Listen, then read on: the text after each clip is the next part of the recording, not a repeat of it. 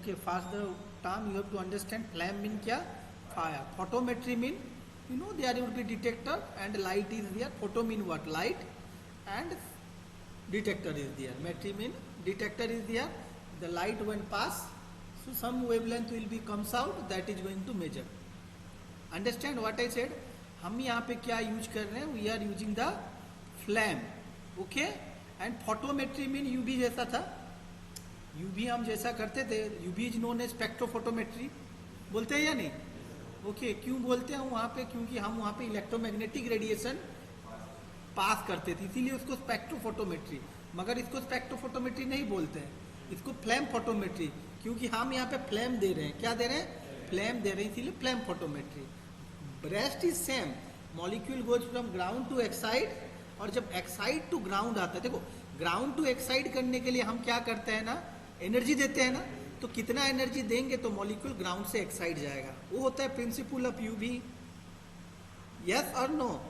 Okay. अगर vibration हुआ तो आईआर उसका प्रिंसिपल हो गया. समझ में आया? कितना देंगे तो वाइब्रेशन होगा और एक्साइटेड स्टेट में जाएगा, उसको बोलते हैं आईआर का प्रिंसिपल. मगर फ्लैम फोटोमेट्री का प्रिंसिपल क्या है कि जो हमने सैंपल लिया, सैंपल को डिजॉल्व करके लेंगे. क्या लेंगे? आपने पढ़ा था फ्लैम फोटोमेट्री में कि हम सैंपल क्या लेते हैं? लिक्विड सैंपल लेते हैं. लिक्विड सैंपल को जब हम लेंगे, ठीक है, तो ये क्या करेगा, हम एक कैपिलरी ट्यूब लगा देंगे, तो ये क्या ना सक कर लेगा, उसको फॉर्मेशन ऑफ ड्रॉपलेट हो जाएगा. ओके. सक करके ऊपर ले जाएगा, जितना पाइप ट्यूब होगा उससे ही ड्रॉपलेट बनाएगा. जैसे गाड़ी जब धोते हैं तो तरह तरह का कभी कभार तो फ्यूम जैसा निकलता है ना, देखियो ना. तो depending on the size of the pore it comes out like that at pressure and pore. वैसे ही यहाँ पे भी लिक्विड सैंपल का भी सेम चीज होता है. ओके. और क्या होता है? फॉर्मेशन ऑफ ड्रॉपलेट हो गया, then it comes your fine residue हो जाएगा. जब रेसिड्यू हो गया तब हम क्या कर रहे हैं ना, यहाँ पे आग दिखा दे रहे हैं. Here fire is there. What is there? Fire is there. जब फायर करेंगे, मॉलिक्यूल जो सॉल्ट फॉर्म में है और आयोनाइज है. अब सॉल्ट में था, पानी में घोला तो आयोनाइज हो गया. ओके. सोडियम क्लोराइड था तो सोडियम प्लस क्लोराइड हो गया. तब जब ये हुआ, जब पानी सॉल्वेंट है, सॉल्वेंट के साथ जब आग में जाएगा तो क्या हो जाएगा? वो चार्ज वाला न्यूट्रल एटम बन जाएगा. क्या बन जाएंगे? समझे या नहीं समझे भाई मेरे? Okay. Formation of neutral atom. जब न्यूट्रल एटम बजा तब वो आग में क्या होगा? मॉलिक्यूल क्या होंगे? एक तरह के एक्साइटेड स्टेट चले जाएंगे. हाँ. तो excitation of atom by thermal energy हो जाएगा. तो जब गर्म हो जा रहे हैं मॉलिक्यूल, ग्राउंड टू एक्साइट कर रहे हैं, तो एक्साइट से जब ग्राउंड आएंगे, क्या कोई भी चीज ग्राउंड से एक्साइट किया, एक्साइट के ग्राउंड आते हैं तो क्या रिलैक्सेशन बोलते हैं. तो रिलैक्सेशन जब करता है कोई, तुम जैसे रिलैक्स होते हो तो कैसे? आइदर म्यूजिक सुनते हो, या अदर घूमने जाते हो, या होटल में खाते हो, नहीं तो जिसने मारा उसके साथ मारपीट करते हो. मॉलिक्यूल क्या करता है ना, रिलैक्सेशन करने के लिए नजदीक वाला मॉलिक्यूल के साथ टकराता है कभी कभार, नहीं तो शांति से स्लोली स्लोली वो नीचे खिसकता है. जानते हो फ्लोरेसेंस में क्या होता है कि मॉलिक्यूल ट्रिपलेट स्टेट दे के आता है तो फॉस्फोरेसेंस बोलते हैं, नहीं तो सीधा एक्साइड से ग्राउंड आता है तो उसको क्या बोलते हैं? फ्लोरेसेंस बोलते हैं. समझे ना?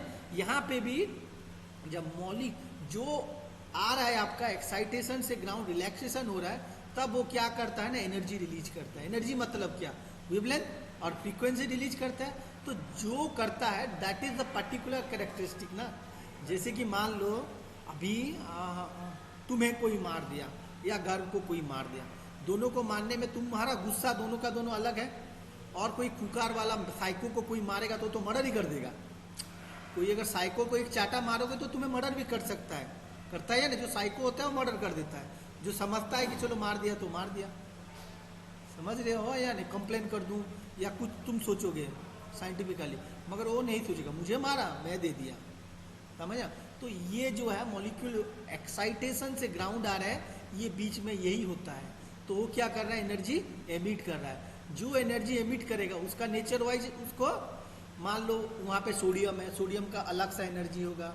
मान लो पोटेशियम है तो पोटेशियम का अलग सा वेवलेंथ होगा तो अलग सा होगा एनर्जी. हाँ या ना? तो हर चीज का अलग अलग वेव नंबर होता है. समझे? जैसे कि वीप गियर देखियो ना, हाँ, तो वो कलर जो है हर चीज का एक एक वेवलेंथ है.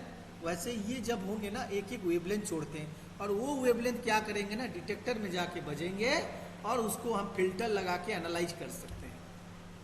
समझ में आया भाई मेरा? हाँ समझे? अरे लड़का पीछे वाला, तू इधर सामने बैठ, तो मैं तुझे नहीं दिख सक रहा हूं। क्या बोला मैंने, समझा? क्या बोला? यही तो है, क्लास में है मगर यहाँ पे बैठ के क्या कर रहा है, तू सोच कुछ। क्या बोलूँ तुझे, पढ़ाया हूँ, रिपीट ना करूँ मैं। ओके, तो हम फ्लैम फोटोमेट्री में बेसिकली क्या करते हैं, group 1A like sodium, potassium, lithium, और group 2A elements like calcium, magnesium को हम डिटरमाइन कर सकते हैं, और उसके लिए पर्टिकुलर फिल्टर भी है। ठीक है, जो जो एलिमेंट्स को फिल्टर नहीं होगा तो हम डिटरमाइन नहीं कर सकेंगे।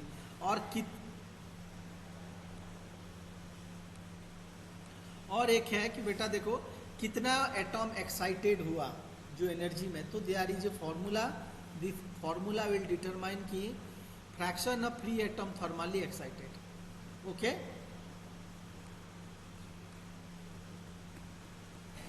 ये मैं बता दिया था। और लैम्बडा कैलकुलेशन करने के लिए बेटा देखो wavelength E is equal to H mu जानते हो, तो H is equal to C by lambda. Okay, तो प्लांक्स कांस्टेंट, तो energy level of excited and ground state ये, और इसको माइनस करके हम यहाँ पे इसका वेवलेंथ कैलकुलेशन, मशीन में ये फिटेड है ऑलरेडी, ये क्या है मशीन में फिटेड है, सॉफ्टवेयर है, वो अपना कैलकुलेट करके डिटरमाइन करेगा, हमें माथापच्ची नहीं करना है। Okay, intensity of spectral line emission, these are the equation basically, इसी इक्वेशन का बेस में जो सॉफ्टवेयर बना हुआ है, जो चीज बना है इसी का बेसिस में है ये। ओके, ये इक्वेशन सब है आपका।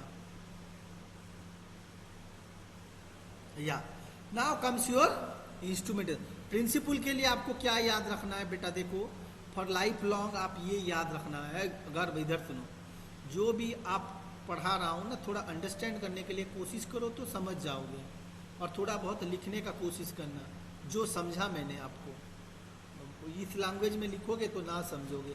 जैसे यहाँ पे फायर का छोड़ दिया है, यहाँ पे फायर एक स्टेप आ रहा है, राइट, जब फायर दे रहे हैं तब जाके न्यूट्रल एटम बन रहे हैं, तो ये पूरा समझना है आपको, भले ये ना समझो, I don't have any problem, वो प्रिंसिपल है आपको। Emission is the most important thing. फिर देखो इंस्ट्रूमेंटेशन, पार्ट्स में क्या है, हम जानते हो कि बर्नर चाहिए, और बर्नर मतलब क्या, जो दिया होता है ना घर में, मान लो पहले जो साइकिल स्टैंड में देखियो रात होते तो एक डिब्बा बोलते हैं ना, डिब्बा होता है, यहाँ पे तेल भर दिया, यहाँ पे एक कपड़ा डाल देते हैं, और जालो तो जलाता है ना, डिबरी बोलते हैं ना, वैसे ये बर्नर मतलब वही है, समझ में आया ना। वो नीचे से शॉक कर रहा है, बस हम यहाँ पे पंप लगा के शॉक करवा रहे हैं उससे छोटा वाला। और एक फिल्टर मोनोक्रोमाटर है कि आप कौन सा मेटल और कौन सा एलिमेंट को एनालाइज करना चाहते हो, एक डिटेक्टर और प्रिंट आउट और read out device. Okay, these are the basically parts. Okay, there are different burners are available, तो बर्नर अगर वेरी करेगा कॉस्ट भी वेरी करेगा। Okay, which are used to spray the sample solution into fine droplets. और burner के साथ क्या चाहिए हमें, बर्नर को जलाने के लिए तेल भी तो चाहिए, तो यहाँ पे क्या गैसेस चाहिए, फ्यूल बोलते हैं, और कुछ ऑक्सीडेंट बहुत, क्योंकि जो एलिमेंट्स है मेटाल्स है ना, मेटाल को बॉन्ड करना, क्या पेपर को बॉन्ड कर रहे हो क्या, नहीं, तो यहाँ पे बहुत हाई एनर्जी जरूरत पड़ता है, तो हाई एनर्जी के लिए हम कुछ एक्स्ट्रा देते हैं। घर में दिया जलाने के लिए थोड़ी तुम गैस देते हो, नहीं, तो थोड़ा किरोसिन डाल दिया, पेट्रोल डाल दिया, जलते रहे भाई, मिट्टी का तेल डाल दो तो। हाँ, so that a homogeneous flame and stable intensity, the most common one is the Maikal burner. तो तीन तरह का बर्नर है, Maikal burner, TCB total consumption burner, laminar flow burner, ये तीन तरह का है, लिख लो। यहाँ पे बर्नर को तीन तरह डिवाइड कर देना। ओके, ऐसा करके वन इज क्या,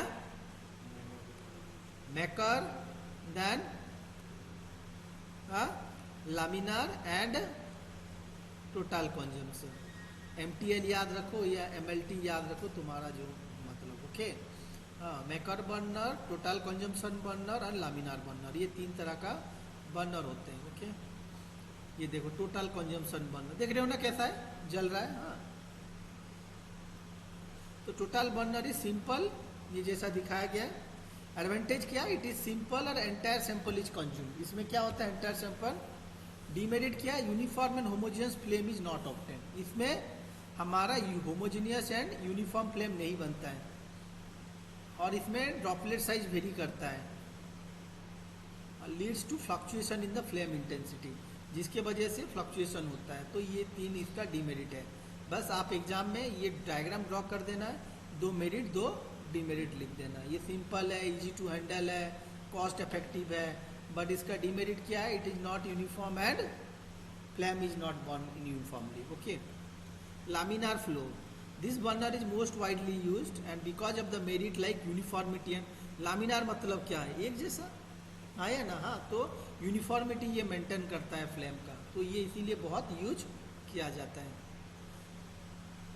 हाँ देखो यहाँ पे और एक चीज लिखा है बेटा कि sample solution and fuel oxidant mix before there is the burner tip. Burner tip में जाने से पहले सब कुछ मिक्स अच्छी तरह का हो जाता है। तो ये क्या हो रहा है ना, यूनिफॉर्मिटी इसीलिए होता है, right. Only few droplets of uniform size reaches the flame and remaining are drain through the outlet at the bottom. Okay, ये इसका मेरिट है। बस इतना ही याद रखना, इससे ज्यादा याद रखने का जरूरत है। देखो ये देख लो इसका शेप, इसका क्या है, यहाँ पे एक पंखा लगा दिया है, क्या बीच में एक फैन लगा दिया है। तो क्या होगा, जब सैंपल सॉल्यूशन कैपिलरी से ऊपर जाएगा तो ये पंखा घूमेगा तो इसको खींच लेगा। हाँ, खींच लेगा तो क्या ये वेपर होके ऊपर जाएगा या नहीं जाएगा? हाँ? समझ में, सब कुछ यहाँ पे मिक्स हो जा रहा है। इधर से फ्यूल गैस आ रहा है, इधर से सैंपल सॉल्यूशन जा रहा है। ओके, पंखा घूम रहा है तो खींच लिया। देखो कैसा दिमाग लगाया आदमी ने, पहले तो डिब्बी बनाया, हाँ, डिब्बी के बाद पंखा लगा दिया। हाँ, तो ये तुम्हें भी, तुम जब कहीं चीज देख रहे हो, कहीं पे प्रॉब्लम है, तो तुम्हारा दिमाग तब चलना चाहिए कि मैं कैसे कुछ इन्वेंशन कर सकूं, राइट। नो, ये इन्वेंशन है एक तरह का, राइट।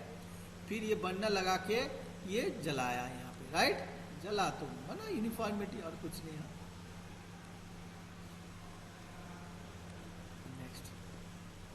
अब देखो फ्यूल एंड ऑक्सीडेंट।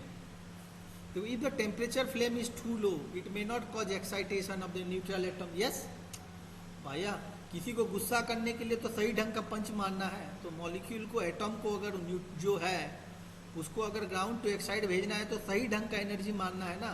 सही ढंग का एनर्जी मतलब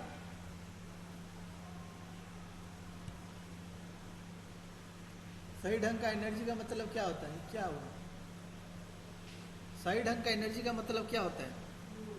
that much of heat has to be there, burning इतना होना चाहिए। अब दिया जैसा जलता है उसमें क्या मेल्ट करोगे तुम? सोना मेल्ट होगा क्या? नहीं होगा। हाँ, तब ये क्या कर रहा है, इसमें गैस भरता है। क्या गैस दिया जाता है फ्यूल में? हम एक तरह का गैस देते हैं, क्या बोलते हैं? पीएचए। क्या? पीएचए। पीएच है, पीएच पेपर जानते हो? पीएचए याद रखना, प्रोपेन हाइड्रोजन एसिटिलीन। क्या? प्रोपेन। नहीं तो देखो भाई, इसको कैसा याद रखना है? देखो पीएचए नहीं याद रखना है, एचपी है। फ्यूल जानते हो ना? हाँ हाँ, हिंदुस्तान पेट्रोलियम का फ्यूल याद रखना। क्या? तो एचपीए याद रखना। तो आपको ये मैं बोलने का मतलब क्या है, देखो एच फॉर क्या? हाइड्रोजन। हाइड्रोजन का कितना ना 1900, कितना ए आर कितना है? 1900। प्रोपेन में कितना? 2100। ए आर कितना है? एसिटिलीन कितना है? 2200। देखो 1900, 2100, 2200, 1900, 2100, 2200, 1900, 2100, 2200, ऐसा करके याद रख लेना है। H P A, hydrogen propane acetylene. ये बहुत इंपॉर्टेंट क्वेश्चन है बेटा, ये पूछता है कॉम्पिटिटिव हो कहीं पे भी। जो फ्यूल यूज करते हैं उसमें कितना एआर और जो कितना ऑक्सीजन रहता है, बाकी तो सब 2800, 2800, 3000 याद रह जाएगा। हाँ, फ्लेम टेम्परेचर बहुत इंपॉर्टेंट है भाई, हमारा टाइम पे ये एग्जाम में आया था कॉम्पिटिटिव में। ये जो मैंने ट्रिक लिखा इसको लिख लो, एचपीए। ओके, क्या? Hydrogen propane acetylene 1900, 2100, 2200, 2800, 2800, 3000। ठीक है, फ्लेम फोटोमेट्री ये याद रखना है। इसको ऊपर ले लेना है आपको और इसको नीचे ले जाना है। डन। तो ये फॉर्मूला हो जाएगा HPA. Okay, AR and oxygen. क्या है? AR and oxygen. ऑक्सीजन हमेशा ज्यादा होता है, टेम्परेचर देता है। डेफिनेटली ऑक्सीजन ज्यादा टेम्परेचर देगा या नहीं? कोई चीज अगर एआर में बर्न करोगे तो एआर में तो मिक्सचर ऑफ गैसेस रहता है, ऑक्सीजन प्योर होगा तो क्या होगा, ज्यादा हीट देगा या नहीं देगा, बस यही बोल रहा है। अगर ऑक्सीजन ले रहे हो तो ये क्या होगा, इन द प्रेजेंस, इसका मतलब क्या, प्रोपेन है और ऑक्सीजन के प्रेजेंस में अगर बर्न कर रहे हो तो कितना हीट देगा, 2800। हाइड्रोजन है, ऑक्सीजन का प्रेजेंस में बर्न करोगे तो 2800। एसिटिलीन है, ऑक्सीजन का प्रेजेंस में बर्न करेगा तो 3000 देगा, मगर एआर का प्रेजेंस में बर्न करोगे तो 2200 देगा। समझ में आ रहा है क्या बोल रहे हैं तुम्हें? हाँ, तो इसीलिए देखना जहाँ पे वेल्डिंग होता है ना, उन लोग ये तरह का सिलेंडर यूज करते हैं। उन लोग पढ़े लिखे कितना है नहीं मालूम, मगर उनने देखा मेरा गुरु यूज कर रहा है, मैं भी यूज करूँ। हाँ या ना, सिलेंडर लगता है यार, मगर ये उसका बेसिक है, डन ना, और कुछ नहीं। उसको पूछो तो समझ नहीं बता सकेगा तुम्हें भले, हाँ, उसके इतना नॉलेज नहीं होगा, मगर करता तो है काम। Okay, is it clear? तो यहाँ पे ये है। अब चलो filter and monochromator. In flame photometry wavelength as well as the intensity of the radiation emitted by the else to be monitored. ये क्या है, फिल्टर और मोनोक्रोमाटर। जो निकला हम उसको मॉनिटर करने हैं, तो इसको क्या करते हैं, से फिल्टर और monochromator is to be used. Filter और मोनो दिया गया है टिपिकलिटी। देखो फिल्टर मोनोक्रोमाटर तो कितना तरह का होता है हमने बता दिया था आपको, primary filter, secondary filter, grating, okay, वो जानते हो। A simple flame photometer contain a filter well. ये विजिबल में देखा था ना, एक चक्का वाला बिग गियर वाला था, हाँ, वैसे ही यहाँ पे भी एक चक्का वाला है filter well, containing several filters like calcium, lithium, sodium, potassium. ऐसे ही गोल होगा जहाँ पे कि ऐसा करके लिथियम, सोडियम, पोटासियम का लिखा होगा। हमारा नीचे है फ्लैम फोटोमेट्री, जाके देख लेना। Okay, when a particular element has to be analyzed, the specific filter is to be selected। अगर मुझे सोडियम एनालाइज करना है तो सोडियम फिल्टर में हमको चैनल सेट करना है, तो सोडियम का वेवलेंथ को मेजर करेगा, और कुछ भी हो तो उसको मेजर नहीं करेगा। ओके, सोडियम कितना है वो भी डिटेक्ट कर सकते। देखो उसके बाद डिटेक्टर। डिटेक्टर क्या है बेटा, detector are of 3 type. One is what, हमने पढ़ा है डिटेक्टर के बारे में, क्या, photovoltaic, photo tube, photo multiplier tube. हाँ, इन द कन्वेंशनल मतलब old photovoltaic and photo tube, मगर रिसेंट जो होता है उसमें क्या रहता है, photo multiplier tube is used. समझ में आया? तो जो वेवलेंथ निकला वो डिटेक्टर के पास गया, वो डाटा दे दिया, पीक दिया, इंटेंसिटी सब कुछ देगा आपको। ये ऑलरेडी पढ़ चुके हैं। ओके, तो इसीलिए मैं भागा दौड़ के। रीड आउट डिवाइस मतलब क्या, जो डाटा आया उसको प्रिंट निकालना है, राइट। ये देखो उसका, हाँ, तो देख लो ये सैंपल गया ऑक्सीडेंट फ्यूल। एग्जाम में आपको ये आपको डायग्राम बनाना है फ्लैम फोटोमीटर का, राइट। हाँ, ये है मोनोक्रोमाटर, ये स्लिट से पास किया, डिटेक्टर में गया, ओके, फिर एम्पलीफाई हुआ और प्रिंट आउट निकाला, डिजिटल में दिया। ओके,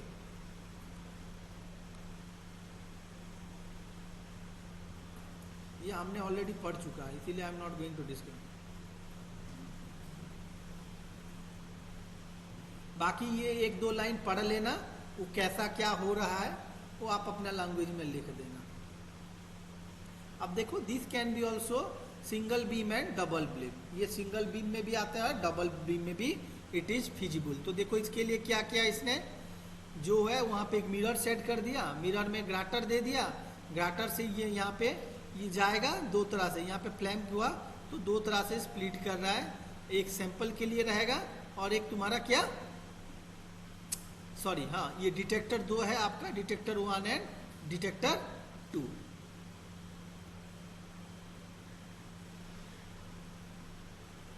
तो ये बोल रहा है क्या, double flame photometry is used when internal standard method of quantitative analysis use. कब करते हैं, जब हमें क्वांटिटेटिव एनालिसिस करना है तब जाके इंटरनल स्टैंडर्ड कुछ यूज करते हैं, तब वो यूज होता है, नहीं तो नहीं होता है। ओके, देखो और एक क्या बोल रहा है बेटा कि यहाँ पे कुछ एरर भी आता है। मशीन में तो एरर आएगा ही आएगा।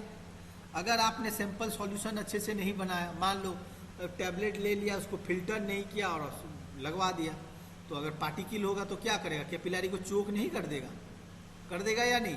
पतला कैपिलरी अगर होगा और पार्टिकल फाइबर होगा तो क्या होगा, कैपिलरी बंद नहीं हो जाएगा, और तो सॉल्वेंट ऊपर नहीं जाएगा तो कुछ एनालिसिस ही नहीं होगा, होगा। तो this is the error, please write down what I am saying, this is the error. Okay, तो इम्प्योरिटी होगा तो भी आपका कैपिलरी को बंद कर देगा और वो एरर दे देगा, राइट। तो क्या होगा, सही ढंग से जो फ्यूम्स बनना था जिस तरह से वो नहीं बनेगा। हाँ, बस तो अब अच्छे से बर्न नहीं होगा। ओके, और देखो सैंपल अगर मान लो तुमने कॉन्सेंट्रेटेड सॉल्यूशन बना दिया, क्या बना दिया, हाईली विस्कस और कॉन्सेंट्रेटेड बना दिया, तब भी क्या ऊपर जाएगा? हाँ, नहीं जाएगा। अब चीनी वाला जो जलेबी बनाने वाला जैसा सूप बनता है ऐसा बनाओगे तो थोड़ी जाएगा, नहीं जाएगा। तो विस्कोसिटी उसका particular concentration has to be maintain. Okay, और तरह तरह का चीज है, आई विल टेल यू। मान लो कोई चीज है कि कॉम्प्लेक्सेशन बन जा रहा है तो नेचर चेंज हो जाएगा, वो आपको फ्रीली अवेलेबल नहीं होगा। तो तरह तरह का आई विल टेल यू, उसके कुछ टर्म्स है वो आपका एएस में पढ़ेंगे, don't worry, I will tell you. अब application of flame photometry, what is the application of flame photometry? There are two application, qualitative and quantitative. Qualitative mean what? Qualitative is your identification, right?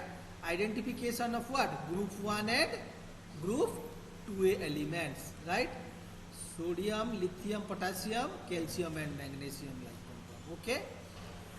Technical peak matching, इसको क्या बोलते हैं? Peak matching बोलते हैं। मान लो आपने कोई qualitative मतलब क्या, आपने पहले तो मालूम इतना होना है कि सोडियम पोटासियम का कितना वेवलेंथ में पीक आता है, ठीक है? अगर सोडियम है तो कितना में, पोटासियम है तो कितना में, वो आपको कहाँ पे मिलेगा डाटा?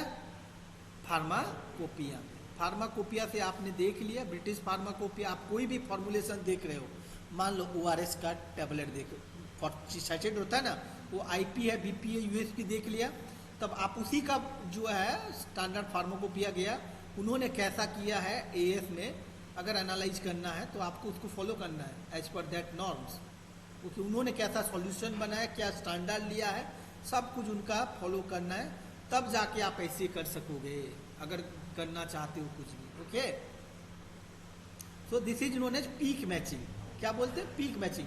ये अगर इतना में पीक आया तो ये कितना में आएगा, ऐसे ही पीक आ रहा है या नहीं आ रहा है, राइट? अगर बराबर आया तो वही है। एग्जाम्पल देखो, कैल्शियम। कैल्शियम एमिट्स रेडिएशन अब कितना, 3 तरह का पीक दे रहा है। ओके, कितना? 422, 554, 626। तो if the spectrum show emission maximum these wavelength than the sample can be using the standard. Okay, समझ में आया? अगर सैंपल में अगर ये 3 पीक है तो आप सोच सकते हो कि इसमें क्या है, कैल्शियम हो सकता है। ओके, और कितना है, क्या अब कितना अमाउंट का है वो अगर जानना है तो आपको क्या करना है? Quantitative analysis. क्या? Quantitative analysis. तो इसके लिए क्या चाहिए हमें? एक स्टैंडर्ड कर्व चाहिए। नोन कॉन्सेंट्रेशन का एक एक आप 2 mg, 2 माइक्रोग्राम, 3 माइक्रोग्राम, 5 माइक्रोग्राम करके रीडिंग बना के आप एक क्या ले लोगे? परलेख बना लोगे, ग्राफ। तो आपको मालूम चल गया कि 2 माइक्रोग्राम में कितना एब्जॉर्बेंस आ रहा है या एमिशन हो रहा है, आप सब पता है आपको। बस आप अननोन का लोगे, अननोन का जो रीडिंग आएगा इस प्लॉट में डालोगे, गार खींच के आप कैलकुलेट कर लोगे कि ये कॉन्सेंट्रेशन कितना हुआ। समझे या नहीं समझे? Okay, so mostly is to determine the concentration of the elements group 2 में। Lithium, calcium, sodium is sample can be determined. देखो सब क्वांटिटेटिव एप्लीकेशन। आप लोग जानते हो कि किसी किसी का कैल्शियम बॉडी में अगर कम हो जाता है तो क्या होता है? बोन का प्रॉब्लम हो जाता है, होता है या नहीं होता है? वो हाथ उठा नहीं सकता है, पेन करता है, तो डॉक्टर बोल देता है सीरम कैल्शियम टेस्ट करो। आपको कॉस्टली पड़ेगा, पड़ेगा या नहीं? क्योंकि आप एक मशीन से डिटेक्ट कर रहे हो, आपका सीरम लेगा और उस सीरम को कैपिलरी से फिर भेजेगा उसको एएस में, और उसका भी आपको क्या चाहिए ना, फिल्टर भी होना चाहिए कैल्शियम डिटेक्ट करने का, और उसने स्टैंडर्ड कर्व बना के भी रखा होगा। समझ रहे हो ना कितना सारा काम होता है वहाँ पे, मतलब हाँ, इसीलिए वो ज़्यादा दाम लेते हैं। तो ये आपको सही ढंग से। और मान लो जैसे सोडियम पोटासियम, कोई किसी किसी का देखो सोडियम लेवल घट गया, पोटासियम लेवल घट गया, किसी का जो साइकोटिक डिसऑर्डर होता है ना, पागल पागल बिहेव करते हैं, तो बॉडी में क्या होता है ना, ब्रेन में सोडियम पोटासियम घट जाता है। क्या होता है? तो पागल पागल का तरह बिहेव करता है। कोई अगर कैंसर पेशेंट है, उसको दवाई दिया जा रहा है ट्रीटमेंट के लिए, या हेपेटाइटिस हो गया, दवाई ज़्यादा दिन खा रहा है, तो भैया पागल पागल सा बर्ताव करेगा। कोई अपने यहाँ बात कर रहा है, हाँ बात कर रहा है, समझ में नहीं आ रहा है तुम्हें, मतलब उसका क्या डिस्टरबेंस हो गया, सोडियम पोटेशियम लेवल बॉडी में।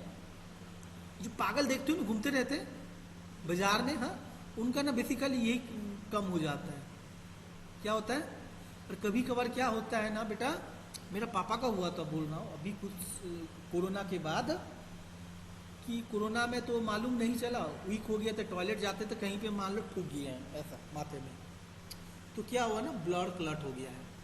क्या हुआ, ब्लड क्लॉट हो गया अंदर में, हाँ तो क्या होगा अगर क्लॉट हो गया तब भी तो एक प्रेशर जनरेट हो रहा है वहाँ पे, क्या होगा वहाँ पे प्रेशर का वजह से तो जो मेम्ब्रेन है सोडियम पोटेशियम अंदर बाहर होके उसका बैलेंस डिसबैलेंस हो गया। भाई कौन सा लैंग्वेज में बात कर रहे थे हमें समझ में नहीं आ रहा था, पागल का जैसा बर्ताव, भाग जाएंगे इधर चले जाएंगे। और एक था मेरा जो कि ससुर जी गुजर गए हैं, उनको कैंसर हो गया, हेपेटाइटिस सी था, फिर दवाई ट्रीटमेंट किया, काम ना किया, सही ढंग से इलाज ना हुआ, डॉक्टर ने ना देखा तो बंदा को कैंसर हो गया, लीवर कैंसर। कैंसर का जब दवाई दिया तो ब्रेन में इफेक्ट किया, ब्रेन में इफेक्ट किया तो बंदा पागल पागल बर्ताव कर रहा है। जब हमने देखा कि क्यों हो रहा है तो डॉक्टर ने टेस्ट करने के लिए बोला, भाई कारण है सोडियम पोटेशियम। समझ में आया, ये जान लेना कि कोई पेशेंट को देखोगे ऐसा बर्ताव कर रहा है मतलब यही होगा। और सोडियम पोटेशियम कहाँ होगा, जब आपको मान लो लूज मोशन हो गया, क्या ब्रेन में होगा तो ऐसे बिहेव करोगे। ब्रेन में होना मजाक नहीं है, ब्रेन में होना इट्स नॉट ए जोक। अगर ब्रेन अगर कुछ हीट हो गया, कहीं पे लग गया है, या तुम्हारा ब्रेन का कुछ प्रॉब्लम है, केमिकल लोचा जो बोलते हैं, अगर है हाइपर हो रहा है तब होगा, नहीं बाकी अगर बॉडी में नीचे वाला हिस्सा में आ रहा है तो ये क्या ना, आपका जो पेशाब कर रहे हो, कोई ज़्यादा पेशाब कर रहा है, क्या डायबिटीज जानते हो, कोई डायबिटीज पेशेंट होगा, तुम्हारा मम्मी पापा तो देखना डायबिटीज देते हैं, तो क्या होगा ना बॉडी में पानी जमा ना हो, पानी जहाँ सोडियम वहाँ, या तो उसको डायबिटीज देते हैं। अगर कोई हाइपरटेंशन मेडिसिन भी खाता है तो डायबिटीज, कोई हार्ट वाला पेशेंट है तो भी डायबिटीज देता है। और कोई अगर खा रहा है ज़्यादा डोज हो गया तो क्या होगा, निकल जाएगा बॉडी में। अगर पोटासियम सोडियम अगर सोडियम ज़्यादा निकल जाएगा क्या होगा बताओ तो, सोडियम बॉडी में अगर ज़्यादा निकल जाएगा क्या होगा, कौन सा डिजीज के साथ रिलेटेड है, अरे बोलो नहीं तो ना माथा फोड़ दूंगा। हाँ क्या होता है वो? तो घट गया होगा क्या, बताना भाई, सिम्टम बता। आज तुझे तेरा बॉडी में अगर सोडियम घट गया या सोडियम बढ़ गया क्या होगा, सोडियम किस में काम करता है, देखो तुम इतना सारा बच्चे हो, मुझे मालूम है किसको बोलूंगा तो वो काम करेगा, किसको बोलूंगा तो नहीं काम करेगा। राजीव शर्मा तुम्हारा ग्रुप में बोलता है, इसको लेता है तुम्हारा प्रेसिडेंट बनाता है, सबको क्यों नहीं बनाता प्रेसिडेंट, जानता है कि उसमें वो कैपेबिलिटी है या नहीं। मतलब वैसे सोडियम का क्या कैपेबिलिटी है तुम्हारा बॉडी में, इतना मालूम नहीं। हाँ बस, क्या सोडियम एक है कॉन्ट्रैक्शन करता है, पोटासियम एक है क्या करता है बॉडी में, रिलैक्सेशन करता है। सोडियम कैल्शियम जो है क्या करते हैं ना, हार्ट भी है ना, तुम देखो वीक जब हो जाओगे ना ये भी काम नहीं करेगा, करता है क्या, हार्ट बीट सब, जब बीमार पड़ जाओगे तो ऐसा करके तो देखना घट जाएगा। अगर तब भी फिर से काम कर रहा है सही ढंग से, मतलब तुम्हारा बॉडी में सोडियम कैल्शियम है सही ढंग से, समझ। कोई अगर बीपी पेशेंट है, बॉडी में अगर सोडियम रिटेन का, ठंड का महीना आ गया, तुम कितना लीटर पानी पीते हो, 1 लीटर भी ना देखो कि साला मेरा 1 लीटर खत्म ना हुआ। तुम समर में 2-3 लीटर पी लेते थे, 1 लीटर विंटर में नहीं पियोगे, पेशाब में नहीं निकलेगा, बीपी तो बढ़ेगा ही बढ़ेगा, आदमी का बढ़ेगा या नहीं बढ़ेगा, सोडियम तो रिटेन करके रह जाएगा। तो सोडियम तो भाई तुम्हारा क्या करता है, एक्साइटेशन करता है, तो सोडियम बढ़ा तो बीपी बढ़ा, दवाई खाओगे जाओगे कहाँ, देखना बीपी का शिकायत जितना भी शिकायत होता है ठंड में ज़्यादा होगा। इतना ये सब डॉक्टर के पास कॉमन सेंस होता है। साले पढ़े क्या हो, तुमको तो पास ही होना है, तुमको क्या मतलब, तुम्हें पास लिख दिया, पास होके निकल गए। डॉक्टर क्या प्रैक्टिस करता है बोल के वो एनालाइज करता है, तुमको क्या मतलब है, जाके नौकरी करोगे कहीं पे, मतलब थोड़ी है तुम्हें, कुछ भी नहीं आता होगा डॉक्टर के पास दौड़ते रहोगे, क्या पढ़ा तुमने, बेकार है, समझा। ये एनालाइज करके रखना, अगर चाहते हो बीइंग ए फार्मासिस्ट जिंदगी भर रहना तो प्रैक्टिस भी करो, सीखो, ये सब पढ़ो कोलॉजी के सब, तो अपना घर में बीमारी भी देख सकते हो, एनालाइज कर सकते हो, मतलब नहीं है नहीं तो। Okay, amount of sodium, potassium, calcium, manganese, ये सब कर सकते हो, कर सकते हो एनालिसिस सब। जहां जहां पे सोडियम, पोटासियम, कैल्शियम, मैग्नीशियम देखोगे इस मशीन से आप एनालाइज कर सकते हो। और देखो concentration of lithium in serum therapeutic drug, कोई लिथियम का अगर ज़्यादा हो जाए तो ये भी ब्रेन का डिसऑर्डर करता है या नहीं, तो उसका भी मॉनिटरिंग करने के लिए भी ये यूज होता है। कोई सिरप में अगर क्लोराइड है, पोटासियम क्लोराइड है, तो उसमें भी डिटरमाइन कर सकते हो, जो तुम्हारा स्पूटम निकालता है ना, कफ सिरप में रहता है ना पोटासियम क्लोराइड, हाँ, तो कितना अमाउंट का पोटासियम क्लोराइड है, तो ड्रग इंस्पेक्टर वेरीफाई कर देगा, करेगा या नहीं, हाँ या ना, समझ में आ रहा है। The concentration of amount of element can be determined by the any of the four. तो ये तरह तरह का कॉम्पिटेटिव मेथड है जो कि हमने भी वहाँ पे स्टैंडर्ड कवर, तो direct comparison, calibration, standard addition, internal standard, ये हर जगह पे, यूवी में था, विजिबल में था, आईआर में भी, हर जगह में कॉमन है, समझ में आया। डायरेक्ट कंपैरिजन करके कि इसने इतना दिया है तो ये कितना देगा, इसको कंपैरिजन। कैलिब्रेशन मतलब क्या, स्टैंडर्ड ले लिया, कर्व बना दिया और पुट करके निकाल दिया, ओके।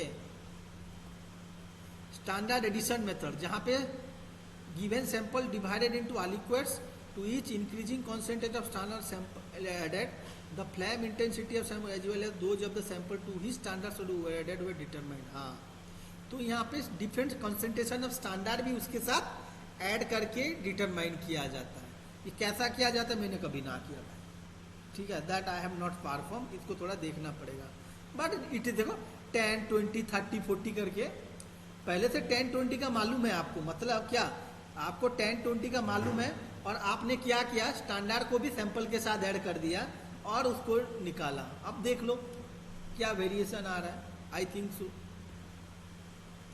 इंटरनल स्टैंडर्ड, तो इंटरनल स्टैंडर्ड क्यों, टू अवॉइड और minimize error due to fluctuation in the flame intensity.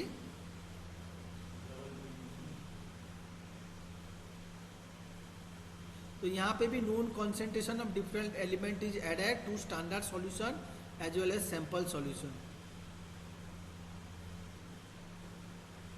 हाँ, ओके, तो ये याद रखना है कि 4 तरह का मेथड होता है, internal, standard, direct comparison method, और एक क्या था, और एक क्या था, ये तो इंटरनल है, और एक था हमारा स्टैंडर्ड एडिशन मेथड, और डायरेक्ट कंपैरिजन और कैलिब्रेशन करो, ओके।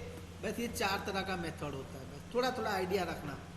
हाँ, then comes your interference. Interference मतलब क्या बेटा, इंटरफेयर करना, कोई भी चीज अगर हमारा एनालिसिस में अगर इंटरफेयर करेगा तो इसको क्या बोलेंगे, इंटरफेरेंस करेंगे।